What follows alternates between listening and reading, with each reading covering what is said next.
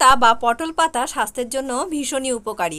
আজ শিং মাছ দিয়ে এই পলতা পাতার একটি রেসিপি করলাম। তো তোমাদের যদি ভালো লাগে অবশ্যই একটা লাইক দিও, আর যদি চ্যানেলে নতুন হয়ে থাকো ফলো করে পাশে থেকো, ইউটিউব থেকে দেখে থাকলে চ্যানেলটিকে সাবস্ক্রাইব করে দিও। তো এই রকম আটি বাঁধা অবস্থায় বাজারে এটা পাওয়া যায়, আর একদম কচি দিকটা মানে মাথার দিকটা আর অর্ধেকটা মানে এখান থেকে অর্ধেকটা বাদ দিয়ে দিয়েছি, আর অর্ধেকটা থেকে নিয়ে এরকমভাবে কেটে নিয়েছি পাতাগুলোকে। একটু আলু আর একটু আদা আর কয়েকটা কাঁচা লঙ্কা ছিল, লঙ্কাগুলো পেকে গেছিলো, তো সেই লঙ্কা আমি চিড়ে নিয়েছি। এইদিকে শিং মাছটা একটু লবণ মাখিয়ে দিলাম, আর 1 চামচ মতো হলুদও অ্যাড করে এটাকে মেখে রেখে দেবো বেশ কিছুক্ষণের জন্য।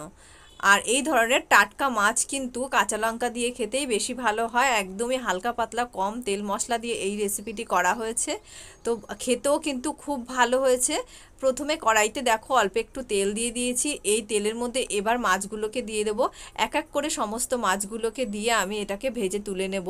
খুব বেশি কড়া করে এই মাছ ভাজার দরকার নেই, মোটামুটি হালকা করে আমি মাছটাকে ভেজে নিয়েছিলাম। তো মাছটা ভাজা হয়ে গেলে তুলে নিয়েছি। এবার যে তেলটা কড়াইয়ের মধ্যে ছিল ওই তেলের মধ্যে আমি গোটা জিরে ফোড়ন দিয়েছি।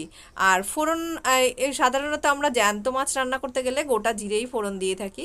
আলুগুলোকে অ্যাড করে দিলাম। প্রথম দিকটা গ্যাসটা হাই করে রাখলো, পরে লো করে এটাকে ভাজতে শুরু করলাম। আর এই রকম সরু সরু লম্বা লম্বা করে আলুটাকে কাটতে হবে এই রেসিপিটির জন্য। তো লবণ আর একটুখানি হলুদ এখানে অ্যাড করে দিলাম, দিয়ে এবার এটাকে নেড়েচেড়ে বেশ কিছুক্ষণ ধরে ভেজে নেব।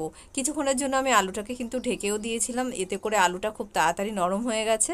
এবার এর মধ্যে অ্যাড করে দেবো আদা বাটা। তো এই রেসিপিতে মশলার মধ্যে আদা বাটাই দেবো, আর কোনো মশলা তেমন দেবো না। আর একটুখানি জিরের গুঁড়ো অ্যাড করতে হবে, সেটা পরে অ্যাড করছি। তো আদাটা দিয়েও কিন্তু কন্টিনিউ কয়েক মিনিট নেড়েচেড়ে নিতে হবে। আদাটা ভাজা হলে তারপর এর মধ্যে দিয়ে দেব বেশ কিছুটা পরিমাণে কাঁচা লঙ্কা। তো যেহেতু এটা কাঁচা লঙ্কার রেসিপি, তোমরা যতটা পরিমাণে ঝাল খেতে চাও ততটা পরিমাণেই কাঁচা লঙ্কা দিও। একটু জিরের গুঁড়ো অ্যাড করে আমি আবার ঢেকে দিয়েছিলাম। তো ঢাকনা তুলে আবার একটু নেড়েচেড়ে যে পলতা পাতা বা পটল পাতাটা ছিল সেটা এখানে অ্যাড করে দিলাম। এইবার কিন্তু গ্যাসটাকে বাড়িয়ে দিলাম। গ্যাসটা বাড়িয়ে দিয়ে বেশ কিছুক্ষণ এটাকে হাই আছে নেড়েচেড়ে নিতে হবে, যতক্ষণ না পলতা পাতার মধ্যে কিন্তু একটা ধারালো ভাব থাকে, মানে একটা খসখসে ভাব যেমন কুমড়ো পাতায় থাকে। তো ওটা যতক্ষণ না স্মুথ হয়ে যাচ্ছে ততক্ষণ এইভাবে নেড়েচেড়ে নিতে হবে। এবারে পরিমাণ মতো এখানে জল অ্যাড করে দেবো।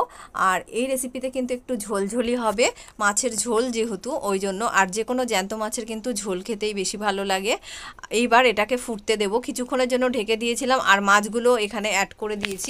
এবার এটাকে আবার ঢেকে দিয়েছিলাম কিছুক্ষণের। আর পলতা পাতা আর যে ডাটাগুলো ছিল সবই সেদ্ধ হয়ে গেছে। আর ডাটাগুলো কিন্তু একদম নরম হয় না, এই ডাটাগুলো কিন্তু একটু শক্তভাবেই থাকে, চিবিয়ে চিবিয়ে খেতে হয়। আর এটা খেলে মুখে ভীষণ রুচি বাড়ে। আর কে কে এই রেসিপি করেছো সেটা অবশ্যই কমেন্ট করে জানিও, কেমন লাগলো সেটাও জানিও।